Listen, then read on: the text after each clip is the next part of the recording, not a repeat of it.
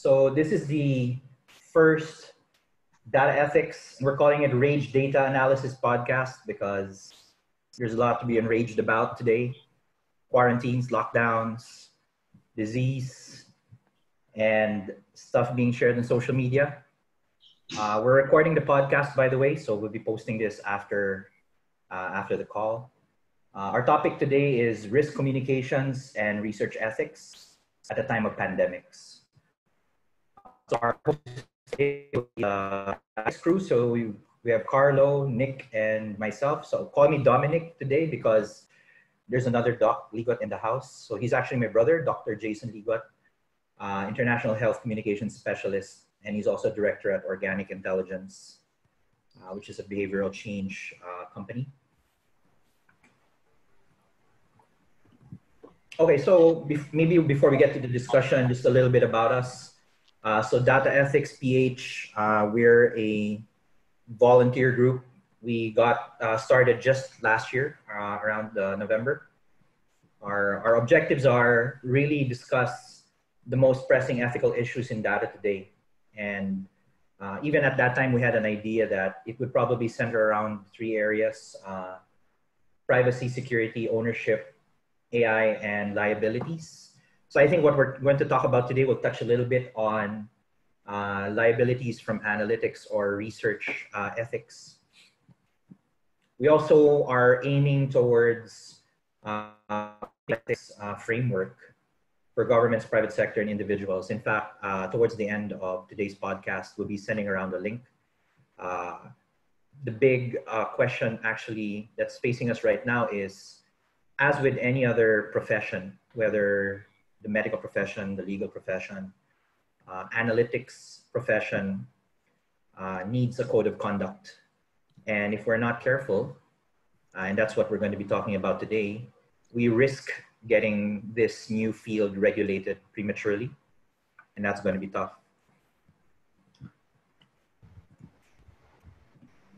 Finally, we want to create a safe community. So we want to be able to discuss data sets for researchers and analysts.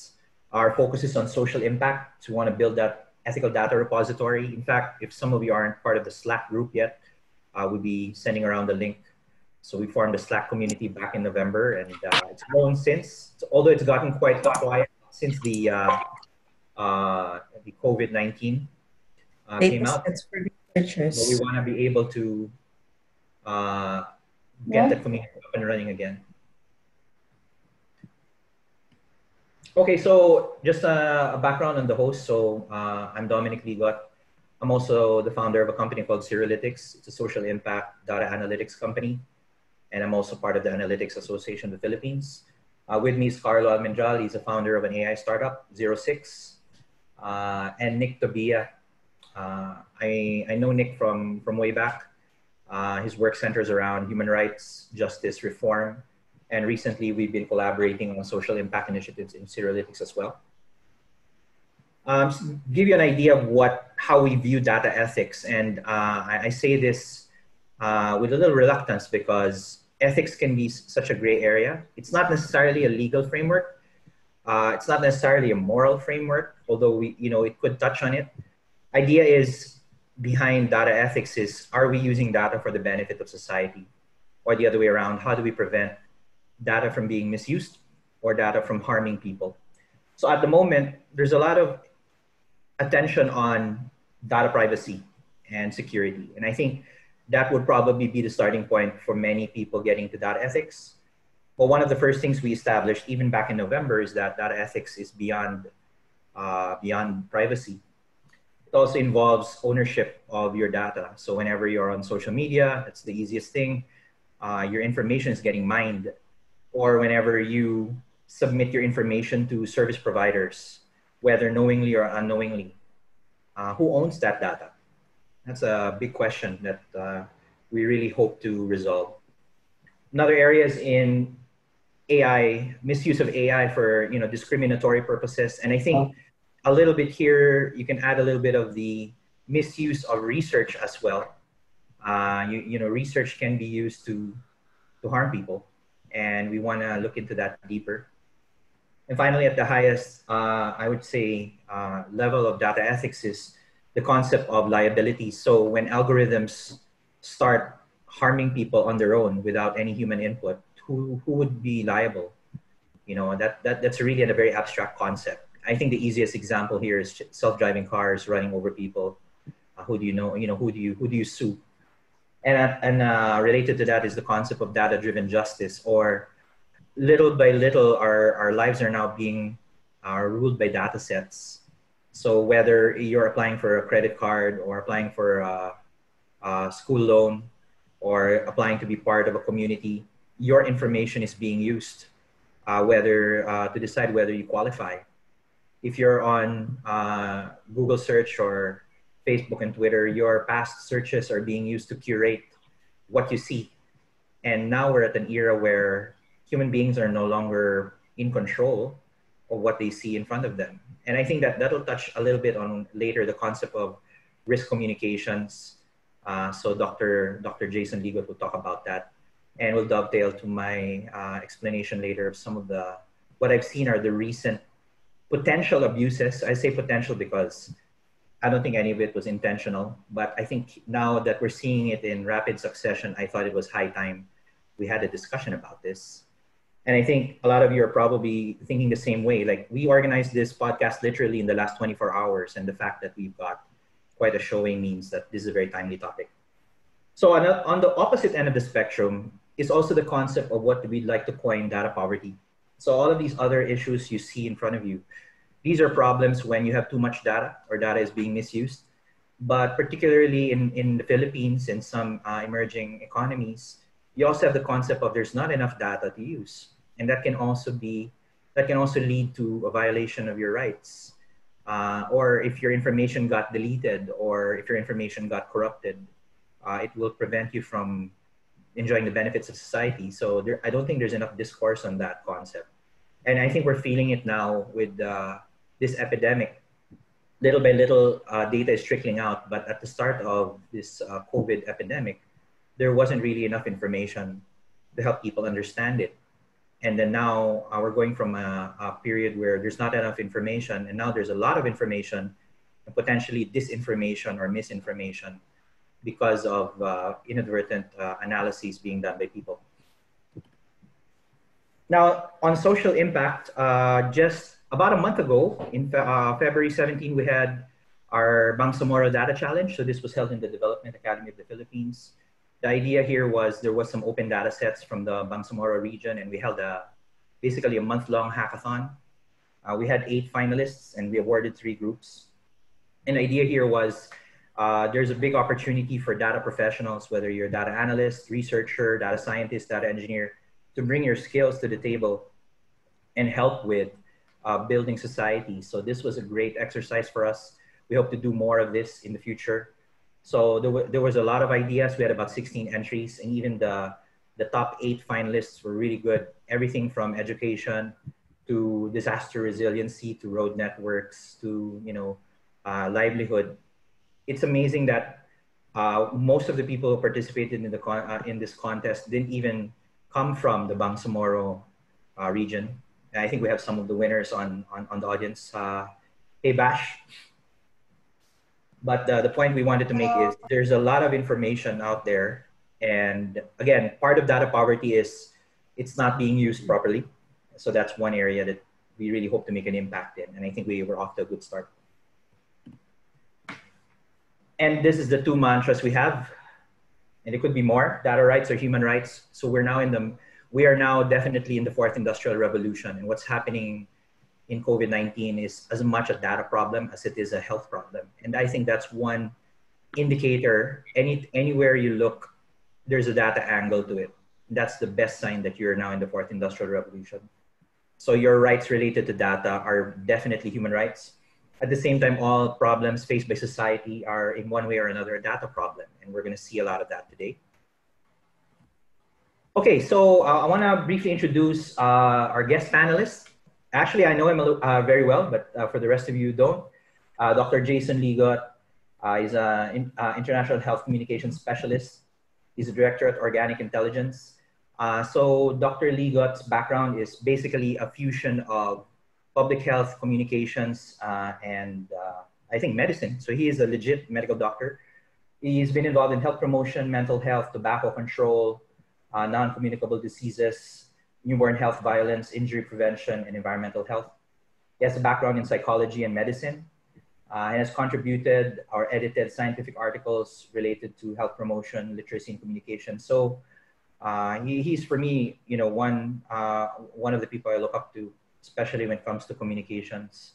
And I'm very, very happy and humbled to have him here with us. Especially, he's had a very, very busy schedule, obviously, with the ongoing, crisis. And as we see now, COVID-19 is as much a health crisis as it is a data crisis, as it is a communications crisis. So the three things we're going to be talking about in various aspects are definitely it's going to be about COVID-19. So that's the big umbrella. We're going to be talking about risk communications, and we're going to talk about a broad topic called research ethics, but more centering on, I think, proper disclosure. And I think that's one area that research research, there's proper research like publications and journals, but I think what escapes a lot of people now is anytime you post a chart or an analysis online, it's tantamount to publishing it already. And usually if you're going to proper research, there's a process of peer reviews. But when people post charts online, it's very rarely that they've actually gone through a peer review. People actually don't think about it anymore. And that's where actually the trouble starts. Okay, so as we go along, please send your questions for later.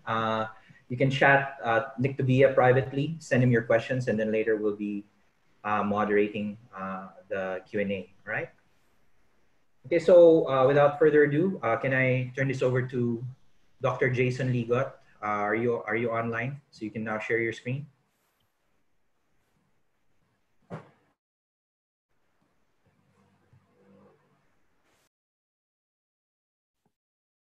Okay, so first of all, thank you for the invitation. I think, yes, it has been a very long and a very busy day, but what I find interesting before I get into the presentation, into the whole discussion, is this is the 6th meeting I've had virtually. So it's been, I guess we just find ways of continuing to communicate and connect with each other despite the quarantine. So anyway, so thank you to my brother for the invite and for everyone for joining in, and really looking forward to hearing your questions. He's asked me to talk a little bit about risk communication just to kind of frame the discussion for this evening. So what I've done is I prepared just a couple of slides, mostly frameworks that I myself refer to whenever I think about or develop health communication campaigns. And then after that, what I really want to get into is really trying to understand the communication landscape under the COVID-19 epidemic, which, as you can probably tell, is very, very challenging, not just for myself, but for everyone, actually. It's hard to discern quality information right now. There's so much going on, a lot of news, not just from your traditional media outlets, but I think all of the messaging apps are burning up with forwards of various screenshots, etc. So, which doesn't really help, honestly. Maybe through this discussion, we can help each other digest the information there better. Okay, so in terms of when you're communicating risk, actually, the basic premise is you're considering two factors or variables. The first, of course, is the hazard itself. How dangerous is the issue? And in classic public health terms, we usually think about this in terms of mortality and morbidity. So mortality tells you how many people will die from this issue, from this hazard. Morbidity tells you how many people will have a negative life experience or will develop some form of disability. And in the general spectrum of health issues, there are some things that are more deadlier than others, to be honest. And then the second aspect when you're talking about risk is the outrage. Do people care? So on the one hand, people may be apathetic. They could care less about the issue. Or on the other hand, they could be very, very angry. And when you're dealing on either extreme, it's very difficult to communicate. You're either nudging them to action or you're preventing them from harming themselves or others because they're so enraged. And this kind of framework or perspective kind of helps you as a communication manager to situate yourself. What exactly do I need to do in this situation?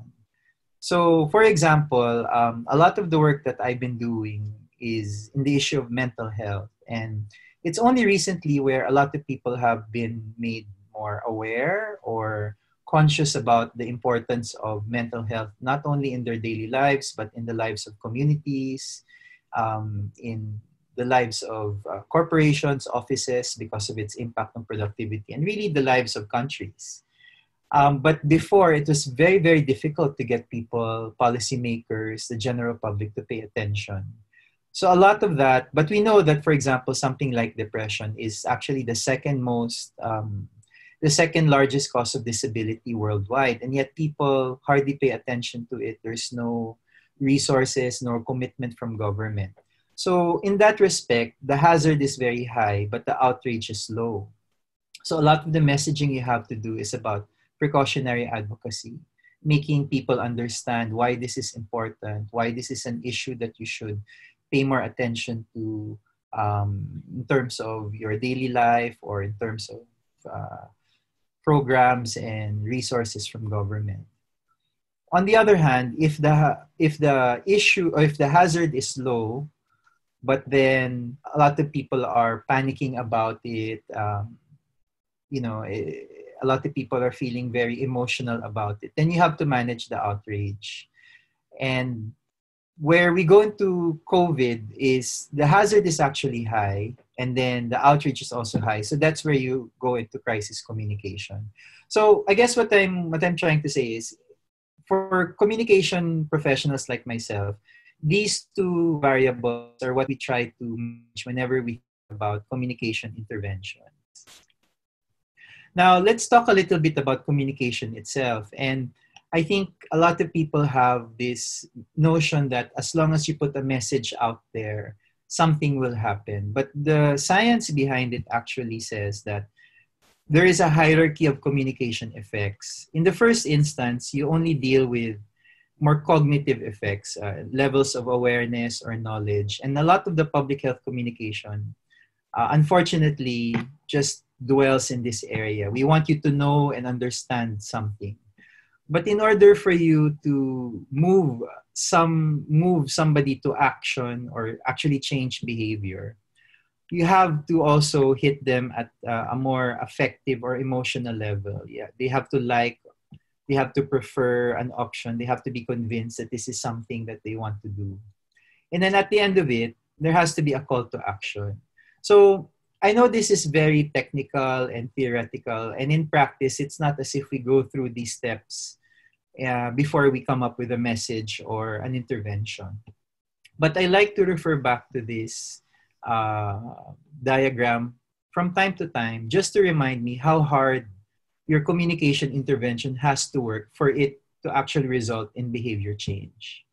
If you're only operating, for example, at the level of awareness and knowledge, it's highly likely that that communication will fall short of the behavior change that you wanted to achieve. So I go back to this from time to time just to remind myself, okay, is this product, is this message, is this video campaign, etc., does it have enough legs for people to not just appreciate the information better, but for them to feel positive or negative emotions depending on the situation, and then use that knowledge and that emotion to bring them to action. In terms of, I guess, rules of thumb, I like to call them the 7 C's of effective public health communication. This is not something that I came up with originally, but I kind of adapted it into the hierarchy framework. And again, this is just a reminder of how hard your communication has to work for it to really result in behavior change. So on to the difficulty with COVID. As I mentioned earlier, when you're designing a risk communication intervention or communicating risk in general, yes, you consider the hazard and the outrage. But the problem with COVID-19 in particular is there is a third dimension that kind of upends all your usual approaches or models to risk communication, and that's the novelty. And that cuts both ways. In terms of, as far as the general public is concerned, this is the first time that they're hearing it. In fact, for those of you who have been following the news about COVID since late last year, at some point, I think in January or February, we even had to come up with a new name for it. Before, it was called nCoV 2019, and now we refer to it as COVID-19. And there are some technical semantics involved with that. You can't call a disease nCoV because then there will always be a novel coronavirus. So the WHO took it upon itself to say, okay, let's not call it novel coronavirus or nCoV, but just call it coronavirus disease. So it's easier then for researchers to use a common language. And I think that's something many of you who carry out research will appreciate. So as far as the public is concerned, this is something new. It's novel. It's the first time I'm hearing about it. It's unlike other health issues like HIV or tuberculosis that I've been hearing for as long as I've been paying attention, hopefully, to public health communication campaigns. But it also cuts on the other side. For the scientific community, there's so much we don't know about this disease.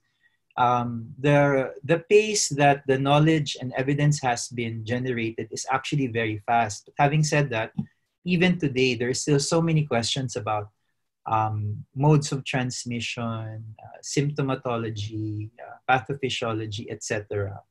And there's new evidence being generated every day. So you are communicating in an environment where a lot of people, and actually not a lot of people, everyone is hearing this for the first time. So everyone is asking questions. Unfortunately, you don't have the answers. And that can be very frustrating and very difficult to navigate. And what happens is, and this is part of our normal psychology, is when there is an absence or a gap in understanding or knowledge, we revert back to our instincts, and then we impose meanings on that on those gaps. And I think that's where a lot of the fake news and alarmist messaging is coming from, because unfortunately the scientific community cannot give all of the answers right now. We're still learning a lot about this disease, so people go on to their own conclusions. Half of my day the past few days has been responding to private messages, calls, texts, etc., just clarifying information. So even though there is so much information out there, people still come back to me with some very basic questions about how is it spread? Should I be fearful? Should I go to the hospital for testing? And a lot of that comes from that natural instinct of ours to fill these gaps in knowledge and understanding. So that makes it very difficult to communicate risk in this scenario. The other difficulty is, and I think many of you will agree with me, is it's a very, very saturated communication environment. This is some data from the International Telecommunications Union, and I just like to draw your attention to the yellow line. And that shows the growth in mobile telephone subscriptions from 2000 to 2015. And then I'd also like to draw your attention to the light blue line at the bottom, which shows the growth in mobile broadband subscriptions within the same period. What this tells me is that right now, practically anyone in the world will either have a mobile phone or have easy access to it. And many of those phones will have access to the internet. Now, don't get me wrong. I believe in access to information. I think generally it is a positive thing that we should celebrate, that people now can access information very easily. But at the same time, because people are accessing information so easily, so freely, and there is no limit to the information that is being broadcast out there, it's very, very noisy. So these graphs just show you the percentage of the population that has access to 3G. So this was 4 years ago. So now we're already in 5G. So the data is a little old. But the point I think this data is making is that more and more people now have ready access to the internet because they're having access through their mobile phones. This picture of the world shows you the proportion of young people who are on social media, and with the exception of I guess Central Africa and some parts of Southeast Asia, 70% of the world's youth are online and social. So for a health promoter like myself, I am both excited but also very cautious. On the one hand, I'm excited because evidently the most powerful tool for health promotion is in my pocket. It's my smartphone. I can use that to broadcast messages. I can use that to connect with people all over the world. And I can use that to push out messages, get feedback, and then generally help people figure out what's the best way for them to promote their health. But at the same time, I'm also very aware that I am operating in a very saturated communication environment. There's so many people who are putting out their own theories, their own opinions, etc. And while they're certainly entitled to their own opinion, in an environment like COVID-19 where people are desperate for information, for quality information, that can be, in fact, very, very dangerous. So I just want to end with just, I guess, a word of caution because apart from my work in health promotion and communication, I'm also a mental health advocate. And what we're seeing now is very early signs of mental distress in the population. What do I mean? And I think a lot of us can relate to that. Every day since Saturday, I think there's been just breaking news about new government regulations about the quarantine. And on top of that, all of the noise about COVID-19, about supposed breakthrough treatments, the number of people that we might have infected already, etc. And the barrage of information actually can have negative consequences on your mental health. We're seeing already rising cases of acute anxiety, for example, mental distress, and especially now where we are literally contained in our respective homes. And for many of us, probably all we can do is, if you're not working from home, is to tune into the radio or television or go on social media and keep yourself updated. And that constant stream of information can actually be bad for your mental health. So it's a double whammy if you think about it that way. All of this noise is very confusing. People don't know how to act properly. They don't know how to protect themselves within the context of an epidemic. At the same time, they keep consuming all this garbage, if you will, and that will lead them to develop anxiety, mental distress, etc. And then I think as the quarantine evolves, the mental health dimension of this will become more and more apparent. For example, in our discussion at the WHO, one of the issues that I flagged is eventually by the second or third week, you will have to try to communicate how people can deal with loneliness. You know, we're social people. We like to communicate. And while for some people, they find social media and various virtual platforms enough, for a huge proportion of the population, especially vulnerable segments like the elderly, young children, people who live by themselves, the enforced isolation can lead to loneliness, which actually has very significant consequences, not just for your mental health, but your physical health as well. So I think I'm going to end there, and I'm more than happy to discuss this further in the Q&A and discussion. But if I could ask one thing from everyone listening to this discussion right now, first is be mindful of your own mental health. We're in this for at least a month, where this is the 4th day of the community quarantine. And I don't know about you, but for me, it's already becoming a little suffocating.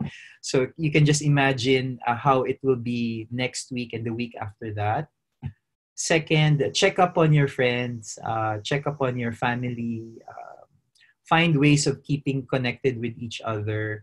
As I said, today I've had 6 virtual meetings, and it's very busy. But in between those meetings, I've done video chats with my medical school and my college barkada, and it's not the same, obviously, but it's good that we have these platforms right now to do that.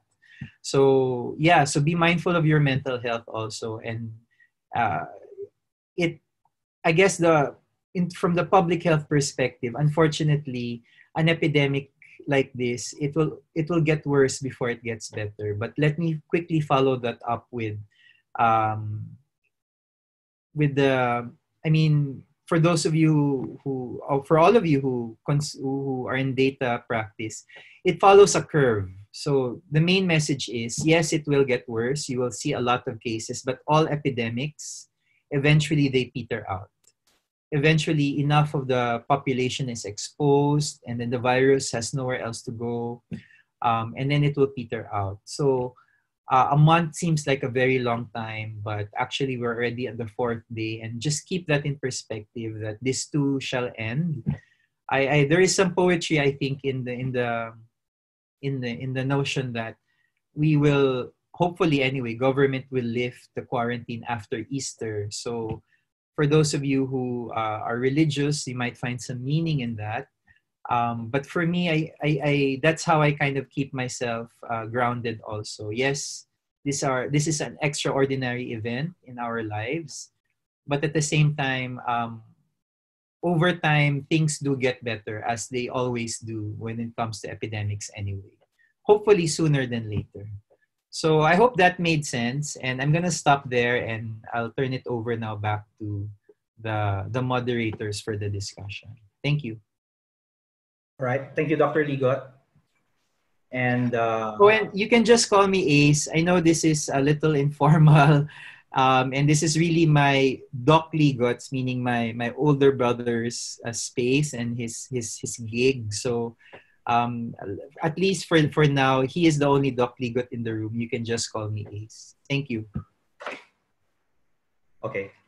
So we get to the second part before we get to the Q&A. If you can stop sharing, Ace, so I can share something. All right. And while we're waiting for Doc to set up his presentation, just a reminder, everyone, just send your questions to me or to Doc through our chat box down here at the bottom of the screen. Thanks. All right. So we're getting into the thick of it. Can you see my screen?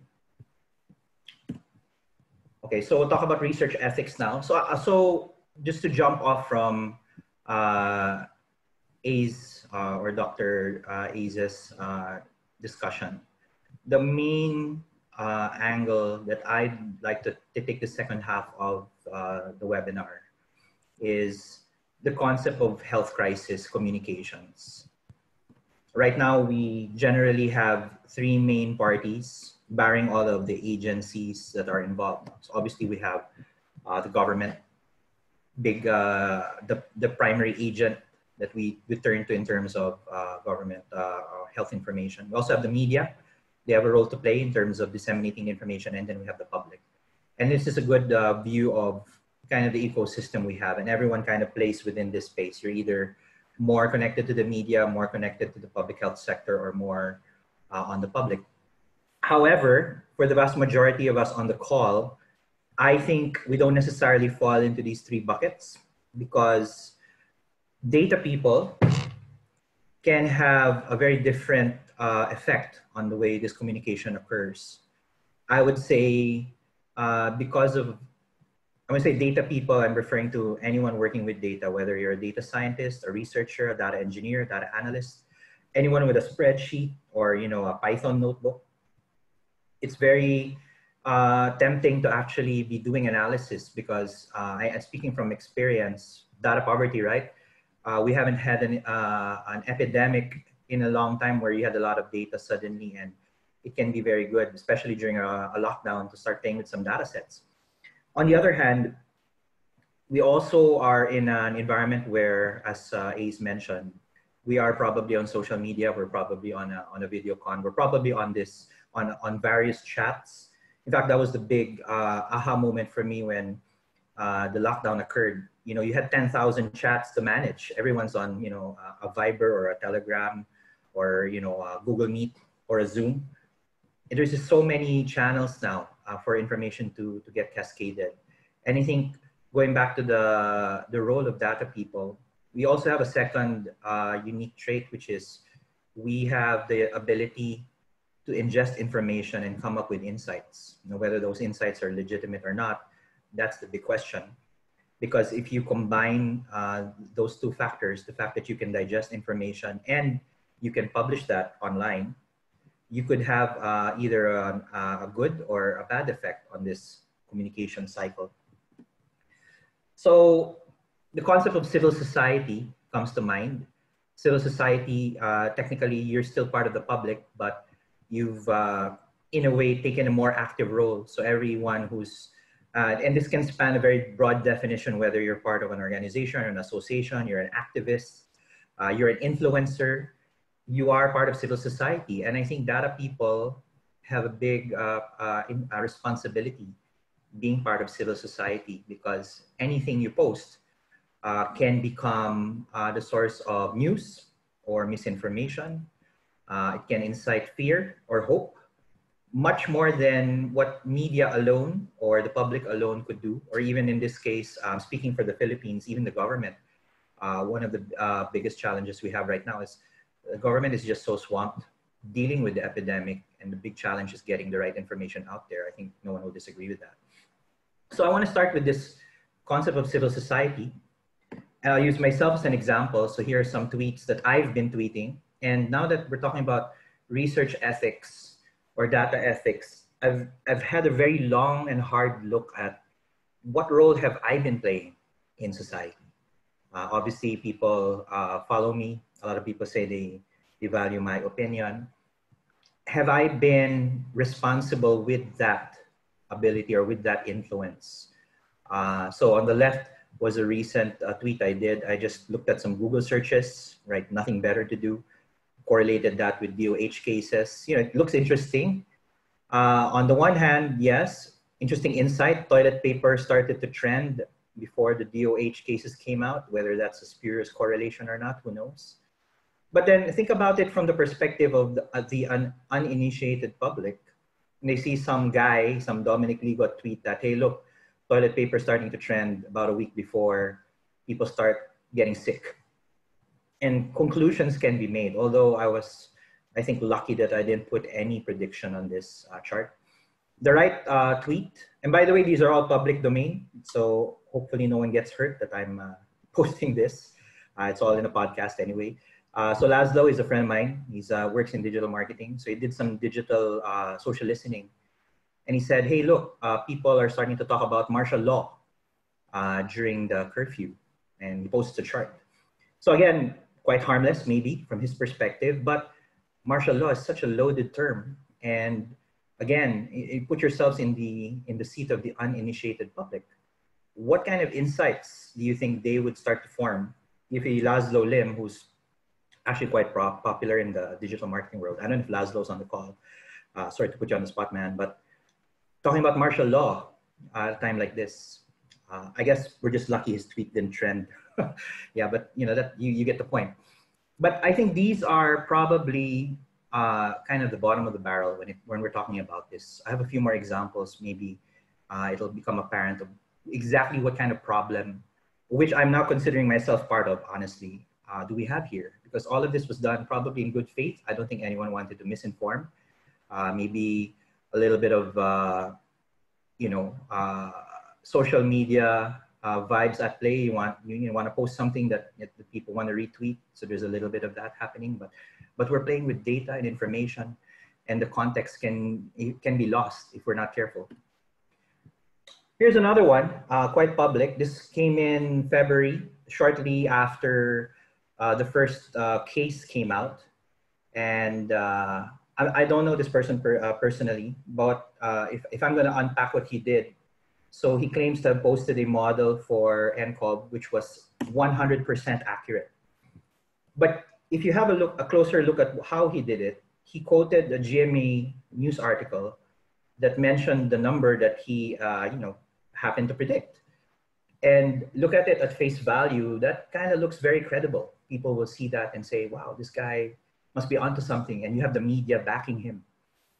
And social media makes these kinds of communications possible, very powerful, if you think about it. A couple weeks after, I don't know, I think some of these people are on the call, so sorry guys, but it's public domain. We had someone post about a 99% accurate model in another group. And again, you have a very nice visualization. There is no disclaimer here that these are just speculation. These are just estimates. The way you read it is it's stated as fact. And I think that's one of the biggest caveats that we need to be aware of, that when we post something that looks like this, looks quite legitimate, you know, you could be swaying people in the wrong direction. So we've got a 100% guy and a 99% guy. And actually, just the anecdote, the 100% guy started arguing with the 99% guy online and challenging assumptions. That was interesting to watch. I'll let you look for the thread on your own. So I think it ended already a couple of weeks ago. But just think about this conversation. It's almost a peer review happening in public.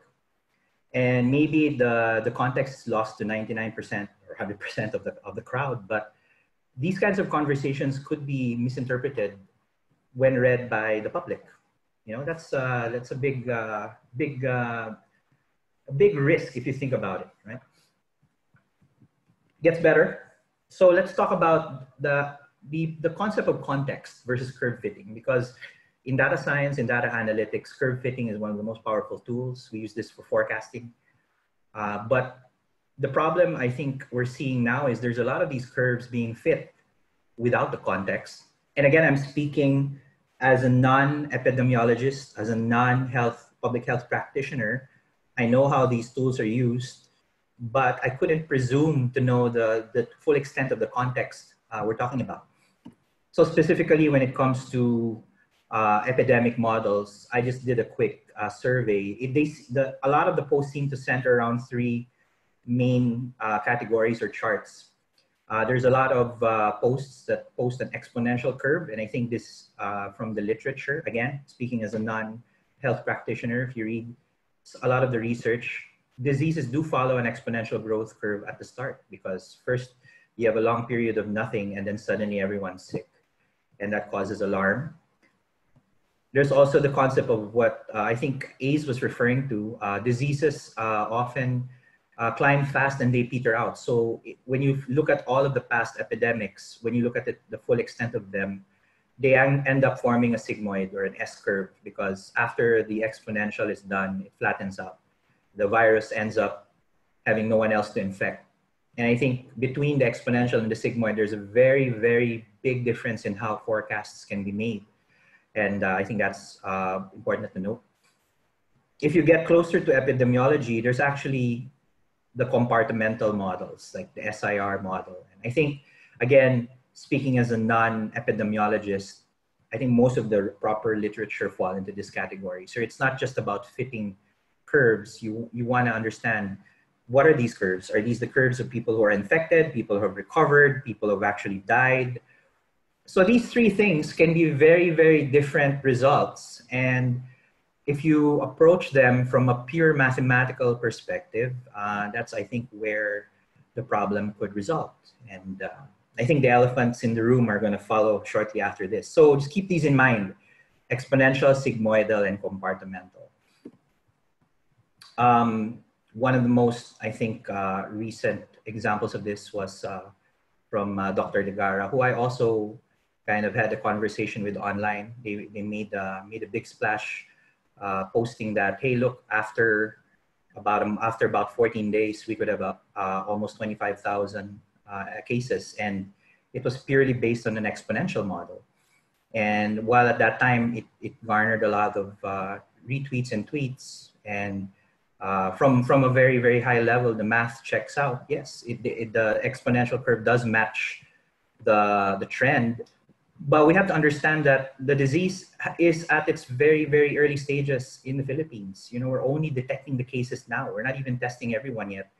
And by definition, the exponential curves go up to infinity. And that's the problem. If this is your model and you're sharing it as something that's fact, that model could be misused. So here's a question of, is the model correct? And again, you could argue endlessly about the math of it. There's no discussion about, from an epidemiology or a public health perspective, with due respect to the author. There's another one more recently. This was Dr. Bandoy, I think, or Professor Bandoy. He's into veterinary medicine. He's finishing his PhD. He posted this compartmental model. This also garnered media attention. It's retweeted by Maui Arroyo. Again, you're now looking at a number that's closer to 244,000 peaking in June. So is that a big number, a small number? It's definitely a scary number. He has a very detailed video on this on YouTube. You can find it. It was posted just the other day. And again, similar as the other cases, no mention of the fact that these are just high level and speculative forecasts. In fact, the way Maui posted it is, scientists at UP are modeling the spread of COVID, but it's actually just one guy. And you're quoting a number that's actually a speculation. In fact, the good thing about both Dr. Ligara and Professor Bandoy is they posted their work online, so you can have a look. So I had a look just for curiosity. Professor Bandoy's model, actually, if you dig hard enough, starts with an arbitrary number. He starts with, okay, what if 100,000 people were exposed and we had about 10? So here's the challenge. While it might be a legitimate model, no mention on the post that it was actually based off a what if scenario. Some of the parameters came from, according to him, actual cases, but the simulation started with an arbitrary number. And is that good or bad? I don't know, but it does touch a little bit on the ethical, for me, issues for me. You have to be very explicit about it. And again, both in their cases, at least to my best knowledge, happy to be corrected, neither of them actually work in public health or epidemiology. And again, with due respect, we need to be very clear where our backgrounds are when we post these things. So, one more. Okay, back to this exponential curve again. And here's some more peer review happening. And there's another guy here. Actually, I know Neil Ray. And here he says, yeah, it's actually okay to use an exponential model at an early part of the disease. And actually, that's really not true. We have epidemiologists online saying, do not do that because it just creates so much problems. But again, due respect to these guys, you're posting very, very sensitive calculations, could be alarmist. The number that Jasper here has 1 million cases by April. All right. And I think that's where something needs to change, guys. I think if this is the standard at which we share information now during these very sensitive times, and again, happy to get questions or challenged on this matter, I think we're setting ourselves up for a very, very big problem. Okay, one of the last points I want to make before we open this up to discussion is the concept of amplification. And again, I'm going to use the easiest example. I know Raisa is on the call, so sorry, Raisa. I'm going to use Rappler as an example. So in a 12-hour period, Rappler actually posted 4 forecasts by 4 different experts. So 2 of them were the cases we described earlier, another one that we haven't met yet, and one from the DOH. And these are the numbers. So I think the message might be, and again, happy to be corrected, there's a lot of undisclosed cases. Maybe that's the point we're trying to make, or the government is underreporting it. Whatever the issue is, whether we lack test kits or lack resources.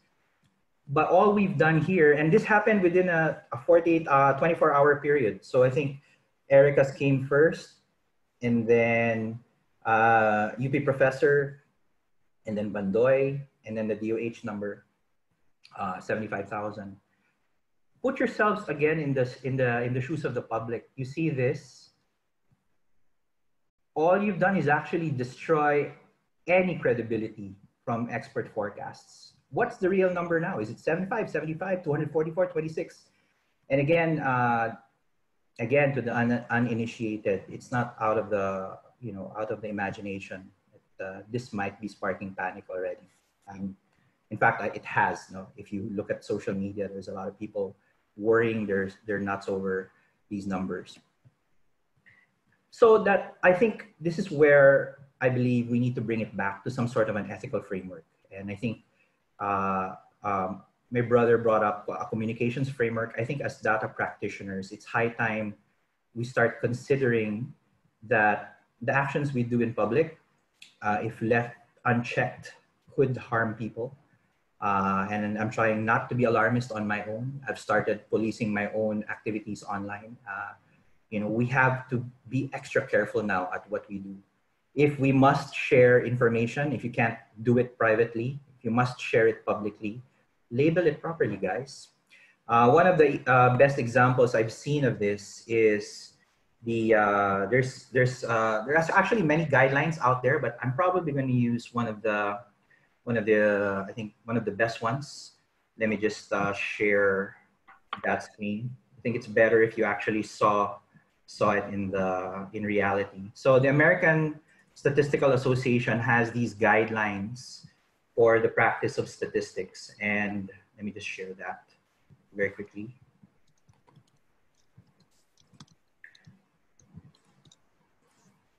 Okay, here we go.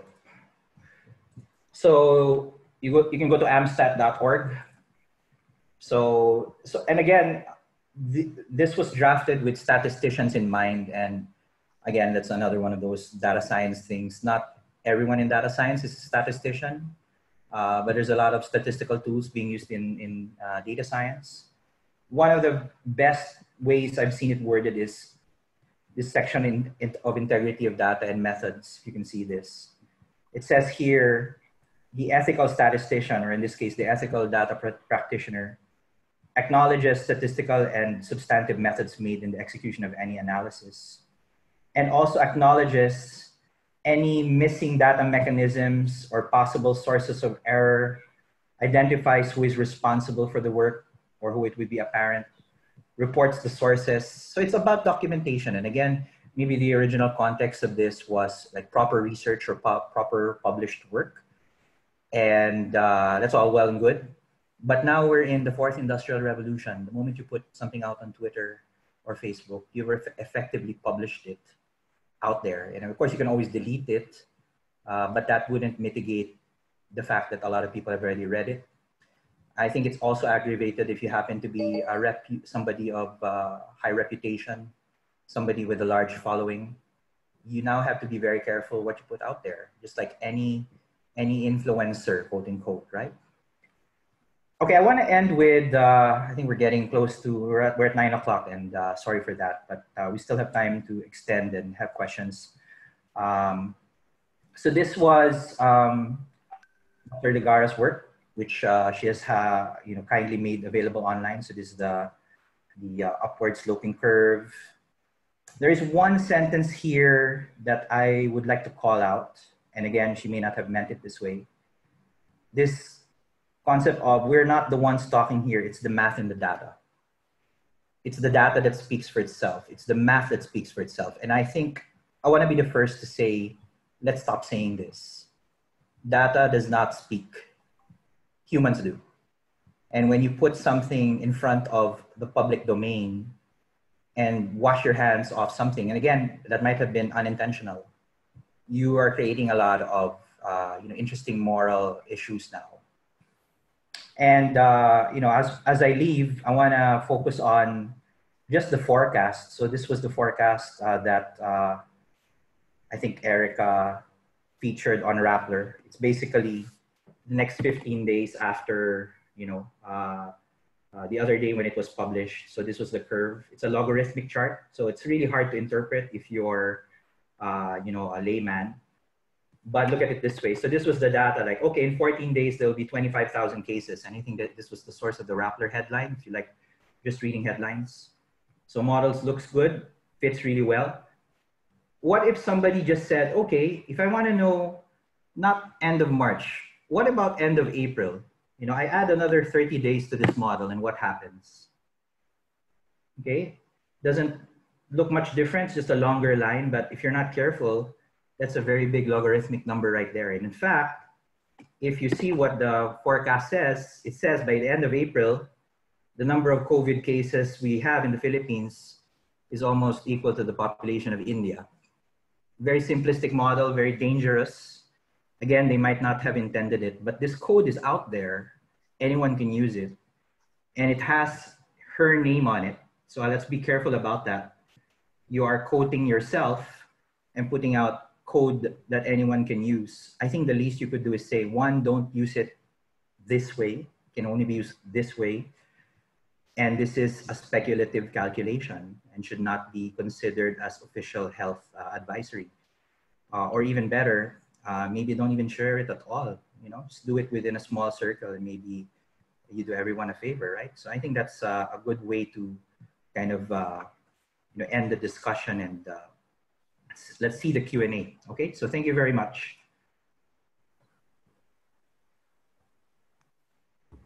Nick, Carlo, you want to pick it up? Fantastic. I think we have a few questions for the plenary that would be mainly you, Doc, and our guest speaker tonight, Ace.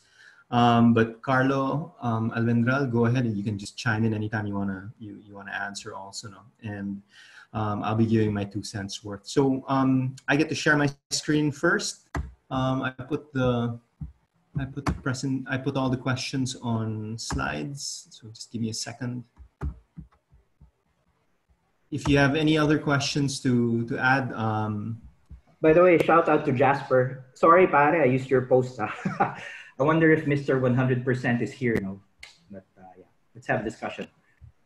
Are you able to see my screen? Yep. Okay. Can we see the PowerPoint presentation? Hold on. Okay, so first question for tonight. Is there an opportunity to maybe develop an initiative that aims to strengthen science communication in the Philippines through media institutions? I'd like to get Jason's thoughts on the state of science communication in the country. So Ace, this question's directed to you. Yep. Okay. Thank you very much, Nick. And thank you to Jed for asking that question. Yes, certainly there is an opportunity to develop an initiative. And in my work at the WHO, we do work closely with journalists in helping unpack the science and the epidemiology and translating that into actionable advice that the public can do. I think one model we can look at is an association of science communicators in the US. So they're an organized body. Sounds a bit much like what you're trying to achieve here insofar as data ethics is concerned, where not only are they organized, so they meet regularly and they have a certified membership, but also advocate for good science communication. They have their own guidelines. They regularly exchange good practices, and they also call out bad science communication. I think in terms of science communication in the country, there is a lot that we can do. First and foremost, communication arts or communication science is not a subject that's usually taught to the scientists themselves. I mean, there is no communication subject, for example, in medical school. The closest I can think of is a class where it's called patient doctor, where we're taught interpersonal communication, so proper bedside manner, but in as trying to explain in, I guess, easier, more understandable terms, the science or the medicine.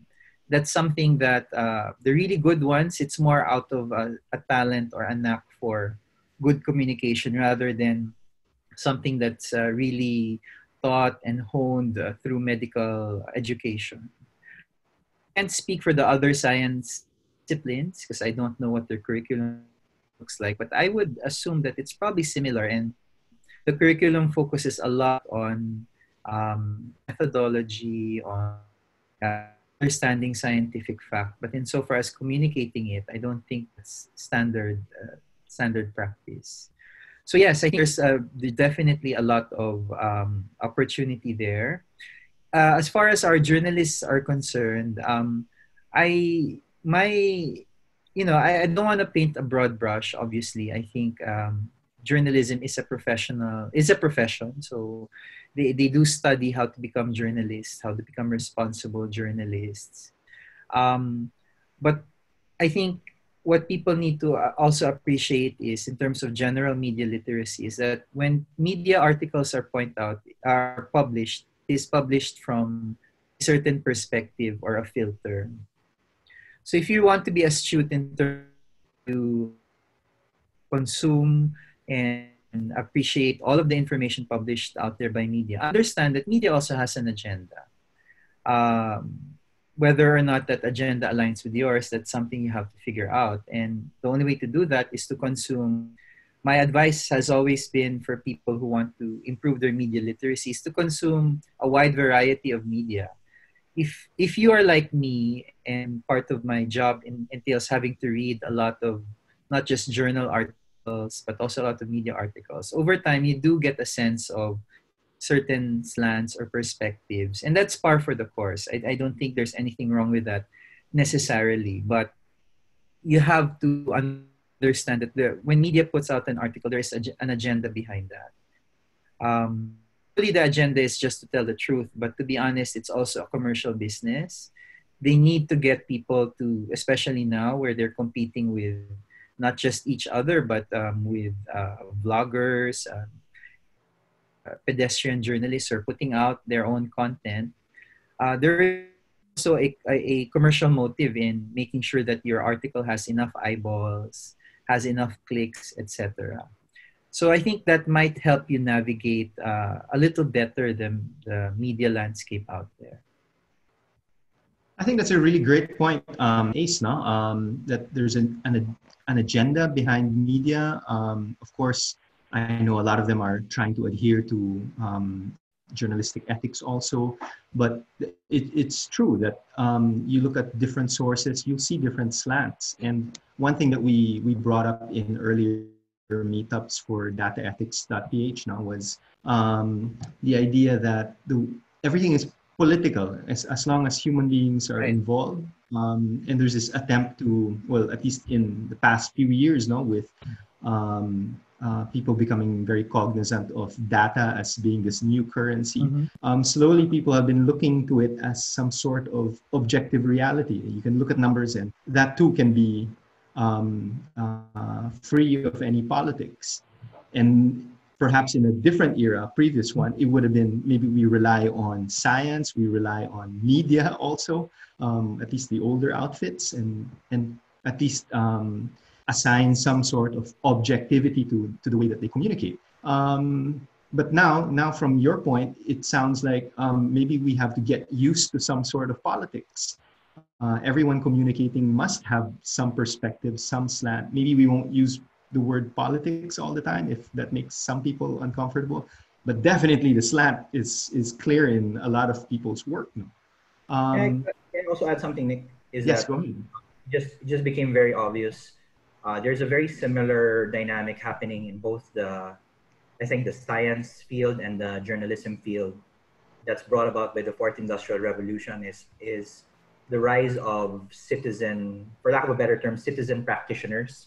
Mm-hmm. So before, to become a journalist, you really had to be thoroughly vetted, go to a big outfit, broadcast, print, and, go through the ranks. But now citizen journalism, as you brought up, can be achieved by social media. At the same time, there's a very similar dynamic happening in sciences, where before you had to go through, decades of research, PhD and all that, statistical, education. But now the prevalence of MOOCs, pretty much anyone can download, a Python notebook and start forcing some curves. And I think that's just the trend now. We need to be conscious that that's not going to reverse. Everyone will have access to these technologies, these methods. And I think it's incumbent on both the media / journalism field and the traditional science establishment to adjust. because there's also a lot of ivory tower mentality on both sides. Like, hey, you're not really a journalist, or hey, you are not really a scientist. Right. But I have more likes than you, so sorry. So I mean, that's just gonna be the trend. We need to be Right. I think just jumping off that, I think we need to understand, appreciate rather, that information is not neutral, or data is not neutral. Information has to have an objective, otherwise it has no meaning. So for example, in your presentation, Doc, you cited etc. that aim to predict how many cases that we have. And that's something that we have to do. So I don't want people also to get the wrong impression that there is no point to modeling or trying to predict how many cases we will have, because there is a reason why we try to figure it out. And a public health view, we do modeling, or we try to predict a public health management point of view, because you have to know, for example, if you're looking at an epidemic and you foresee that you will have 10,000 cases, then you will have to make sure you have the resources to address the foreseeable number of cases. And that's a very different scenario if I foresee that I will get 100 cases versus 10,000 versus 100,000. For a public health manager, I rely on these models to let me know how many people I need to mobilize, the money I need to raise, the technology or hospitals I need to put on standby. Because if I foresee that I might have to handle 10,000 cases, then I have to act accordingly. But I think what people, maybe what people who write about it, and journalists who write about it fail to appreciate is the discipline of epidemiology is not, we're not necessarily just concerned with the absolute numbers. Actually, if you go to the classic definition of epidemiology, it is about distribution and determinants. What does that mean? If you're looking at an epidemic curve of 10,000, that's just one piece of the pie. It will help me manage my resources better. But I have to understand, of that 10,000, how many will fall ill severely? Are there specific segments of the population that to watch out for? So relating it back to COVID-19, which is the topic of the, we know from epidemiology that yes, you're looking at a lot of people getting sick, but about 80% of them will probably develop a mild illness that doesn't require anything more than staying at doing the same guidelines and self-medicating. We know from epidemiology that those who are at risk are people over the age of 60, people who have diabetes, high blood pressure, COPD, etc. So actually, it's the nuance that's more helpful for public health and for the general public. So it's not the absolute numbers, it's the distribution and the determinants. So the determinants, one of the things I remember from outbreak investigation, it sounds a lot more interesting than it actually is. But the first thing that my professor said, in any outbreak scenario, the first thing you need to figure out is the mode of transmission, because it dictates everything. It tells you the kind of risk communication messaging you need to tell the public, how to protect themselves. It tells you where to investigate, when, how often. So again, going back to COVID, what do we know about the mode of transmission? We know, as far as the epidemiology and the that there are two modes of transmission: droplet, respiratory droplets, and infected surfaces. And that's the rationale for why we keep telling people to clean your hands, don't touch your face, maintain social distance. If you're gonna cough, cough into your elbow or into a tissue and then throw it after, because the mode of transmission dictates that. So when I look at these predictions about absolute numbers, number of cases, if I'm looking at it from a public health point of view, okay, the only action I can take from that is how many beds do I need to make available? How many doctors, nurses, frontliners I need to mobilize? No more than that. But in terms of what I advise to the public, doesn't really tell me much.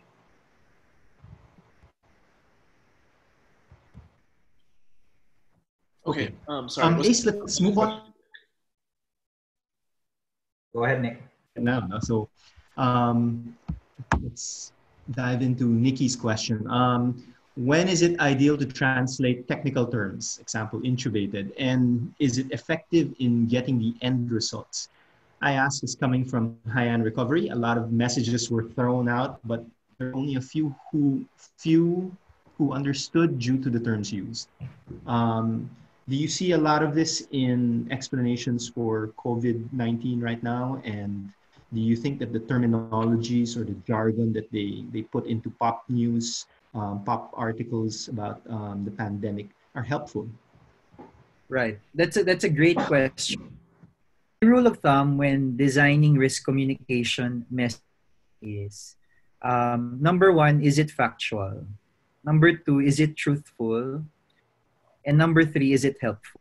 That has been the way I've approached any risk communication campaign. So when it comes to factual, I look at the evidence. What do we know? And I stick to that. If I don't know the answer, then I say I don't know the answer. Or we're still trying to figure out. And that's where the truthfulness comes in. Because sometimes a lot of people just say, or they jump into all sorts of conclusions. But you have to make people understand we're operating in a novel environment. There's still so much we don't know about this disease. Based on what we know, this is the best advice that what we can give to you. And that's where the helpful comes in. Sorry, Ace, can I ask a question? Go ahead. So, a few weeks ago, one of the truths was that COVID-19 was not heat resistant. That's no longer a truth, right? How do you know when it's true or not as a medical professional? Well, it's the same as any other branch of science. It goes through, we gather the data, have to review process. And as you know, a lot of these issues are procedural. Somebody has to be an editor that collates all of the data. There has to be a doctor's studios to actually make observations and then write the data down. So there is a lag in terms of what we see in the field and then how that is evidence. Evidence is appraised and how good evidence as appraised is translated to public health message. Back to my earlier point about there are more reliable sources of media than others. For example, I go to WHO, US. You're breaking up, Ace. Sorry, is that better? Yeah, go ahead. Yeah. Okay. I just go to 4 sources. The World Health Organization. You're breaking up again. Do you want to type it? Because this sounds like important information we shouldn't. Right. You could be saying World Health Organization. You could be saying World Health Organism. Can't tell. If I can chime in here, the factual, truthful, helpful framework for me it works also for data science, especially the helpful part, because we can be debating math models all day. We can be debating curves. Just ask yourself, what would be the downstream impact of this chart to someone who's not, knowledgeable? Will it actually help? And sometimes that's the downer. Like, okay, it was such a nice chart, doesn't really help. And now I'm honestly, I'm really reviewing everything I've done. I'm not going to be deleting anything unnecessarily, but I will be happily calling myself out and say, don't even listen to this. This is speculation. I think that's a great, great framework. And I also want to cite, because I'm also involved in organizations that watch fake news and disinformation. And there is established research, again, that fake news circulates better because it's alarmist, it's emotional. And then take that from a data science perspective. Does your chart raise emotions, raise alarm? A lot of the early viral news that came out about COVID-19 were conspiracy theories. It's a bioweapon, it's HIV that was re-engineered, all that stuff. And again, people were sharing it because they were scared. And you really need people to come out and say, look, it's not true. and I don't know how you stand on this, Ace, but I think there's also a gap in terms of in a way, the frequency of public health or the ability of public health to relate to that. I mean, considering also the capacity of the existing health system to just deal with the epidemic itself. I think it begs, I don't know, extra hands on deck when it comes to this. It is crisis communications. It's something not to be underestimated. Right. And so I typed in my 4 sources of reliable medical information in COVID-19, and I just go to that. It's the WHO, US CDC, DOH, or the New England Journal of Medicine. I don't mean to say that these are the only sources of reliable. There are a lot of high quality journals out there. But again, when you're operating in an environment of uncertainty, you want to curate your sources and just look at key sources of information. It also makes your life easier. It makes the decision on appraising information as reliable or unreliable easier. The only thing you need to ask, is this information vetted by the WHO, DOH, or whatever? If it's not, then I wouldn't necessarily dismiss it as fake news automatically, but I would view it with some level of skepticism. Yeah, I mean, just to add to that, there was actually a journal paper, I hope it was rejected, submitted in India, that was claiming that COVID had HIV proteins. And then later... time check, it's 9:24. Maybe we should... Yeah, go ahead. We should just move on to the next one, I think, and try to get through as many of the questions as possible now. So this one's from Denzel now, on hashtag flatten the curve. It sounds like it's effective in illustrating how we could help contain the pandemic from a data perspective. But if regular citizens don't understand mechanisms of the graph, like for example, it doesn't serve a visual role in picturing out a proposed solution. Open quote, anong curve ang kailangan ma-flatten, close quote. A person from the street would ask, in view of this, what messaging campaigns could be possibly more direct and more effective to Filipino audiences? How important is it to contextualize crisis communications in different communities? Right. Thank you, Denzel. I think that's a great question. And one of the pieces of advice that I received recently is something I heard before, but then somebody reminded me recently, is the concept of message discipline. Again, when you're operating in a highly uncertain environment where there's so many unknowns, it's important to stick to a few messages. I think the flatten the curve was effective for people who will appreciate curves and data. That sounds like a meme, but what I mean to say is, for example, if you know how to interpret graphs and you understand the concept of spreading it out so that you don't overwhelm the health system, which is really the point of that concept. As I mentioned earlier, an epidemic has a natural rise and fall. What we want to happen with these extreme measures is that the rise is not as rapid in a very short amount of time. The sum total of cases will be the same, but you want the rise or the peak of the epidemic to not happen very quickly because that will overwhelm your health system. Having said that, if the question is what's the most effective way of communicating, keep it simple. You may have heard of this acronym called KISS, keep it simple, stupid. And I think that applies to any form of communication, most especially risk communication. If you look at the messaging that's being put out there by the WHO and DOH, it has always been the same, more or less, since December. Wash your hands, don't touch your face. If you have to cough, cover your mouth, cough to a tissue, cough to your elbow, practice social distancing, because that's what the science tells us. We know the mode of transmission of this disease. These are the simple ways you can protect yourself. I think where maybe the confusion comes from, there's some dissonance between the perception of how big the problem is and the simplicity of the solution. Because of alarmist media reporting, etc., which has its role, don't get me wrong, you need to alarm people also now and then. The perception is that this problem is very, very big, and yet you're only asking me to do very simple things. So you just need me to wash my hands, really, don't touch my face.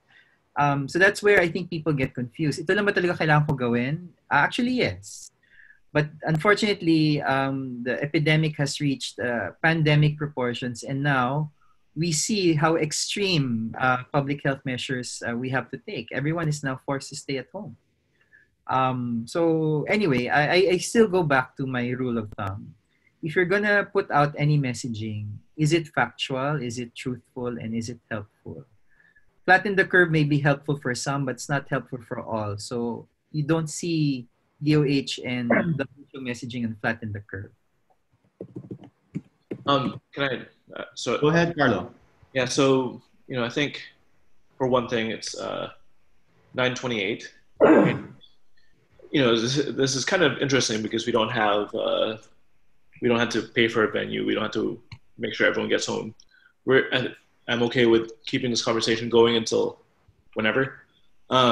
So if anyone wants to leave, obviously we won't off you, but if you want to stay in the conversation, we should.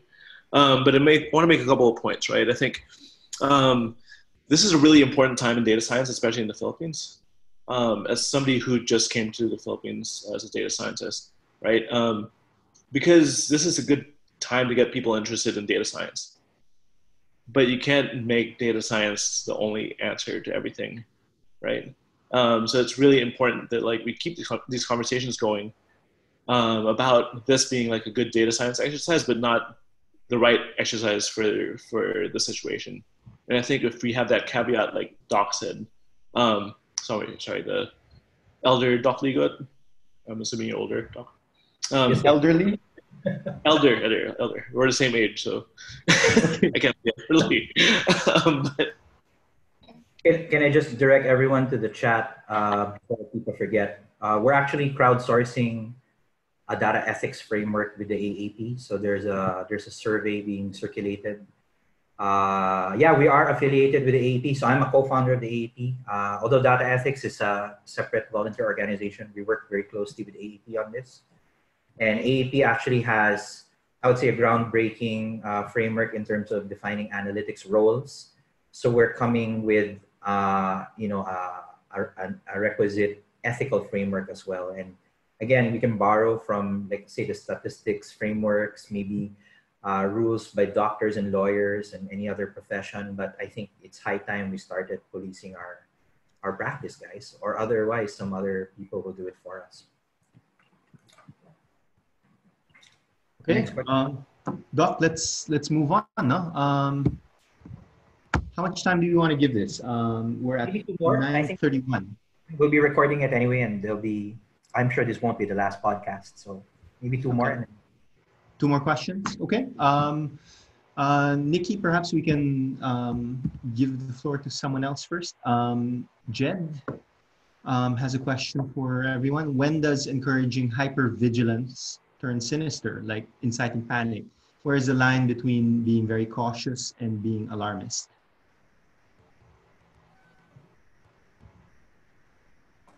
Is that for anyone? Yeah, that's for everyone. Maybe for you, Doc, since you've been analyzing some articles lately, perhaps you could kick this one off.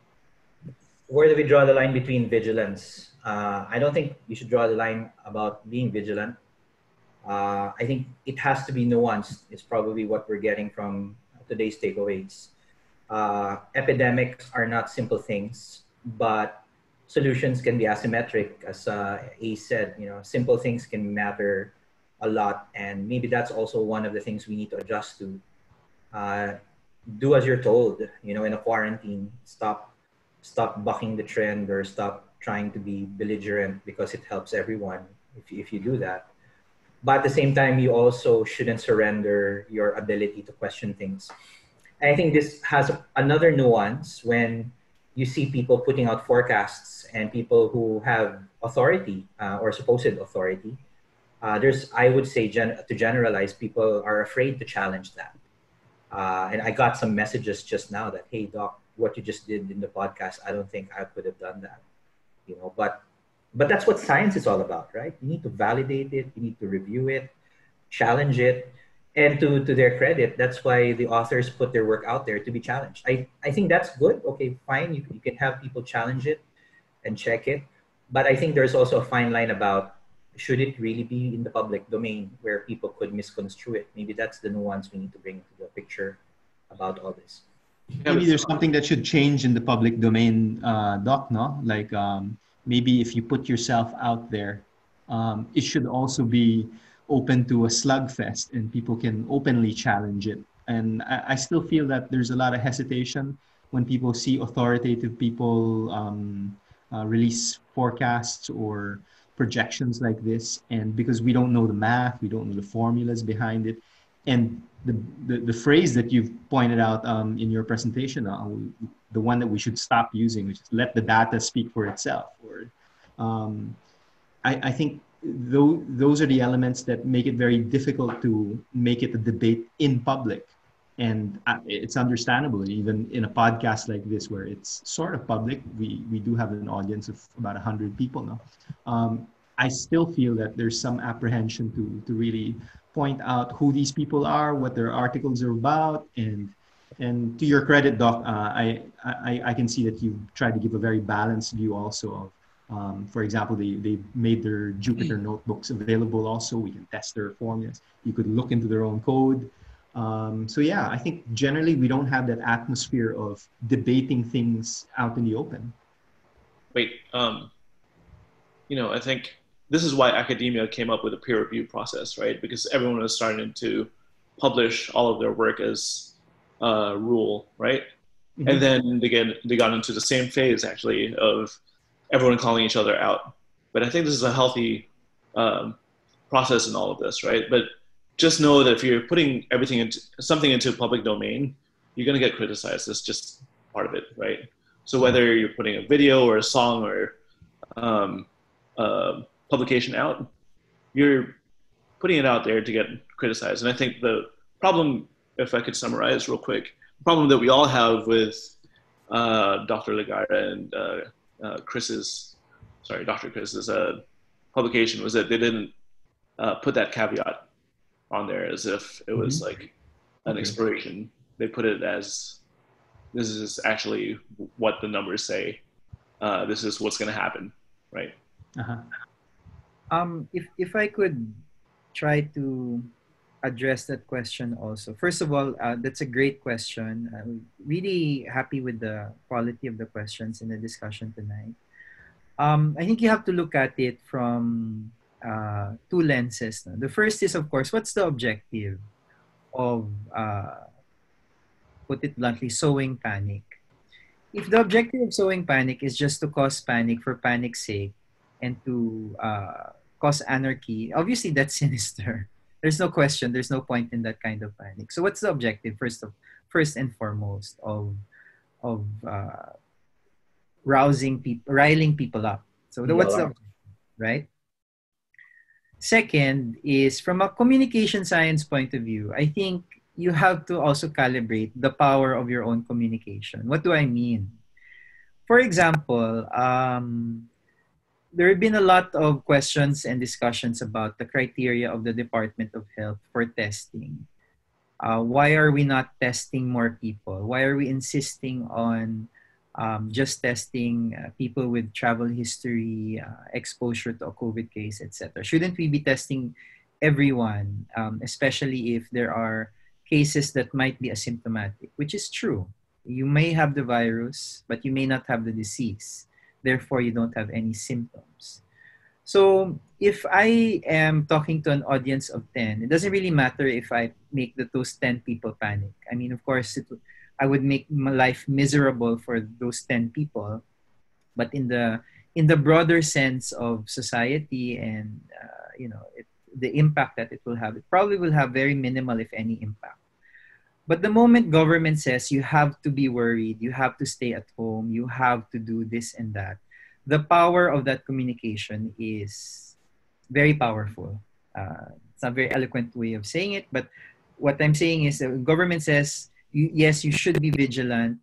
it is the responsibility of government when to calibrate and trigger that. So, for example, as far as the DOH, they are not recommending anyone with cough or fever to just go for testing. Why? Because one, there is a very real possibility that you may not have the disease, and that if you go to the hospital, not only will you stand in the way of people who actually need help, but you may even catch it there. So that's the unfortunate reality of it. And two, you also have to know how to calibrate the system. If you send people, any person to the hospital, you will overwhelm your system. Not only do we have enough testing kits, but just to reassure everyone, a lot of more testing kits are on the way. We've imported some from Korea, China. We have our locally developed testing kit currently being validated. So our capacity to test will increase very much, very soon. But that capacity is not yet there. So you have to calibrate when do you get people to suspect and to actually go for testing. If you contrast that with the situation in Korea where they tested a lot of people, they have that system in place. You can actually go through drive-through testing centers, get yourself tested. You'll get your result via SMS after 24 hours. We don't have that system yet. But even in Korea, there is criteria. You have to have symptoms. There has to be a reason for you to be tested. It's not like we test everyone. So when do you so panic? What's the objective? And second, are you even capable of causing panic at all? And if you are, you have to exercise that responsibility and know when to calibrate and know when to trigger those actions by people. Okay, we have a hard stop at 10. I know you guys want to hear more now, but Okay. there'll be more podcasts, so maybe 2 or 3 more questions. I'd love to talk about this all day, so totoo lang, but yeah. Why don't we pull something out of the message board, Doc? Yeah, the chats. Yeah, There the was ones a that question here. Can I address this again? Predictive models, this from Easter. This was sent to everyone. Maybe subjective to questions, but is it okay for analysts to work on some descriptives? As I said earlier, I was posting descriptive stuff, Google searches and all that. If we can echo Dr. Jason's advice, is it helpful? And what's the point of putting it out there? And again, going back to, share your cite your sources, don't draw conclusions. Remember, charts can also mislead, even if it's just descriptive. So just also be careful about that. Obviously, predictions are even more loaded, but descriptive ones can also be dangerous. There was a question from Angelica, who's from the Washington Post, I think. She said, is there a body who is being a watchdog to data analysts and data ethics? I'm not aware of that at the moment, but the Analytics Association of the Philippines, and I guess our little motley crew in data ethics, we're trying to be kind of the thought leaders there. But we're not monolithic, and that's why we're crowdsourcing ideas from everyone. Let's help each other self-police and self-govern this. I think it was Lorenzo Ampil on Twitter. He works for Thinking Machines, who said, data scientists have a lot of value to contribute, but that means we should also be mindful that we're not the domain experts in this. So our abilities can be put to good use. Doc, can I'll bring up this question to take it back to ACE now. There's one here from JM. He asks, are there any particular countries where the governments are doing a relatively good job of communicating regarding the pandemic? And are there any media organizations which are doing a relatively good job of communication as well on the pandemic? If yes, what factors allow them to do a better job compared to their peers around the world? Okay. As far as governments are concerned, I think Singapore so far has been a model of risk communication. Okay. If you look at the public addresses of their prime minister, not only is it factual, truthful, and helpful, it's actually, at least from a production level, it's well produced. It's easy to digest. The language is simple enough. It doesn't lie. It tells I mean, the Prime Minister told its citizens that it can get worse. This is something that you might want to prepare for. Should things get worse, these are the actions that we will take. So the two times that he has addressed his nation publicly, I think it's a masterclass in risk communication, if I would say so myself. And I think one of the reasons they're able to do that is, number one, it's also part of their culture. You know, I've traveled to Singapore many times for work, but also for personal travel, and it seems to be their culture to be, first of all, very Trust. yeah, Straightforward. yes, and Okay.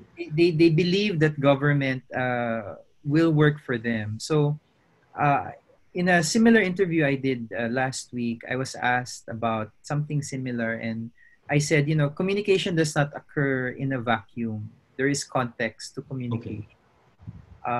And that context in this situation is how much trust people have in their public institutions, in their government.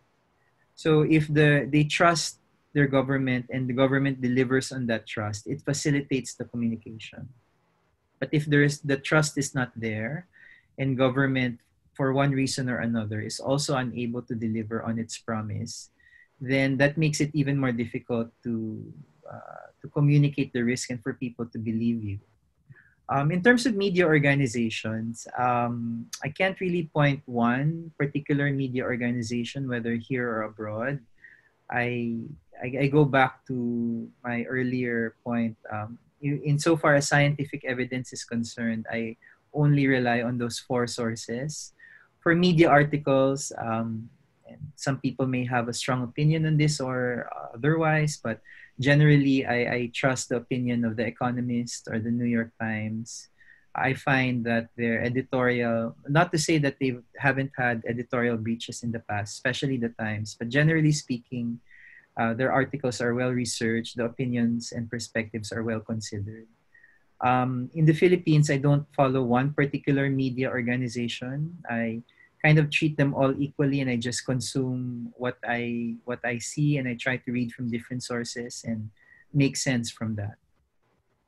Wait, Yes, Carlo. um, you know, I think when I think about the best communications from world leaders, obviously Singapore is at the top of that list, right? But when I get intel from Singapore right now about people being comfortable being outside, right? Like there's a lot of hawker fairs out there where there's already a lot of people out.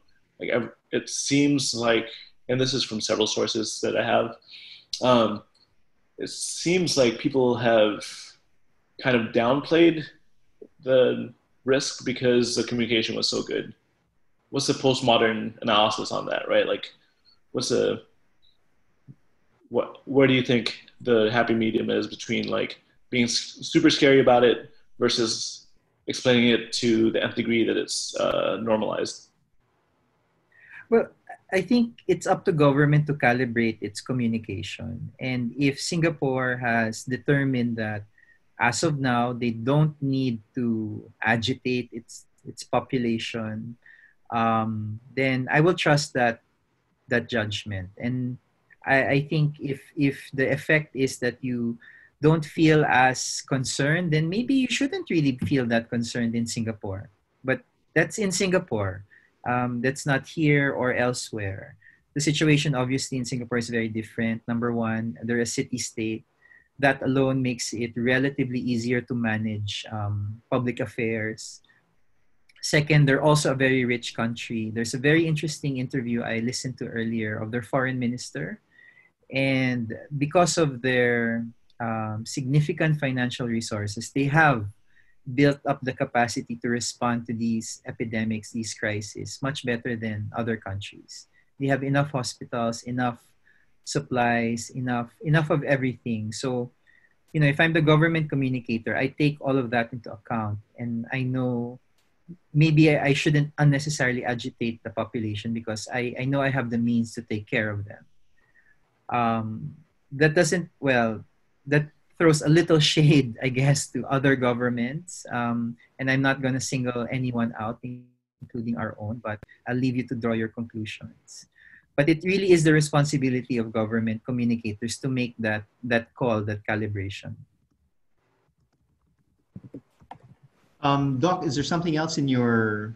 Yeah, I got one. I think this is important. So I put it on the chat. I think we know by now social media is used for self-promotion, so I'm not surprised with those posting their unpeer-reviewed analysis. Can the data ethics community help in changing this behavior? I think first is acknowledging, and again, I'm big on this. Let's just call a spade a spade. Social media has, I don't know, unintended effects on people. You know, it really makes narcissists of everyone. At the same time, it's a highly engaged, highly wired up environment. You're being rewarded psychologically for being popular, right? But as a data practitioner, that should be enough warning that you know, it's a bottomless pit if you're now using data as a way to get famous. And again, I'm going to aim that comment at myself. We have to self-police. We have to self-discipline. How can the community help? Hopefully, we've tried to role model that you can challenge without being a troll. You can peer review and still come out on top. And you know, if we can be better at that, basically be a better and more ethical data community, and I think it spreads, right? And we have our partner professionals in the media industry as well. They also have it bad in social media. They get bashed, they get trolled, and their work can often be the subject of ridicule. But you see how they adapt to those times. I think it's also high time for us in the data community to do that. Let's be very careful. Let's support each other. And I think I want to go back to an earlier point by my brother. He said, this should not be the reason for us to stop analyzing. This should not be the reason for us to stop contributing. We should encourage it, actually, because we have a lot to contribute, but let's be responsible about it. You know, that's the caveat. I saw an interesting comment. This might be for you, Carlo, directly. What about robot newscasters? Was that out there in left field? Would that solve this problem of slanted news, self-serving, self-promotion, that is, on social media? Would AI have a solution for us on this? Was that your comment? No, it wasn't my comment. So, you know, I actually, you know, I come from the school of like Alain de Botton, right? When he wrote about news, there is no unslanted media. I think since the Age of Enlightenment, which is the 19th century, right? Scientists and people have tried to pretend like they're objective about everything. And that's the problem, right? When we all pretend like we're objective about stuff is when we stop being like real about how we actually feel about things, right? And, you know, same thing applies to science, same thing applies with media. I think, you know, for someone to make an algorithm or an AI that analyzes news, there's going to have to be, at the fundamental level, assumptions that are very human. And same problem with the examples that Doc showed, right? The assumptions were just off in the beginning. And, you know, you know what they say about, you know, people assuming, right? Making an ass of you and me. But, you know, I think I think Doc Ace's approach to media is the best in the Philippines, right? Like, his approach to media in the Philippines is the best for media anywhere. Get as many perspectives as possible, and you know, we can automate a lot of those things, but it will never be objective. It'll always be subjective to some degree.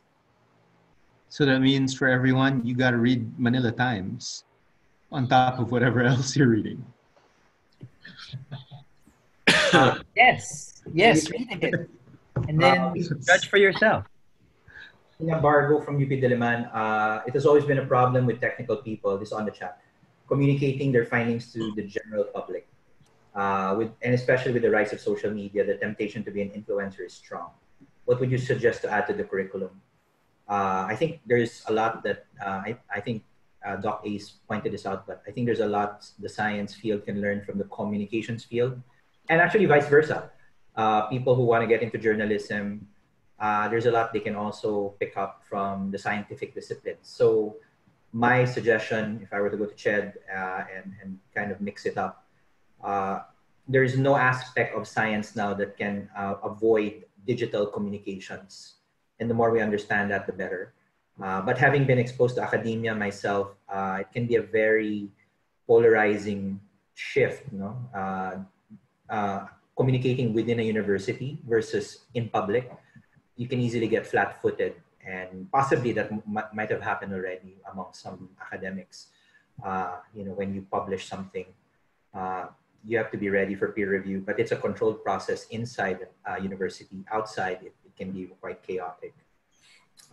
So that's my 2 cents. The more we intermingle disciplines and get exposed to each other's practices and challenges, the better.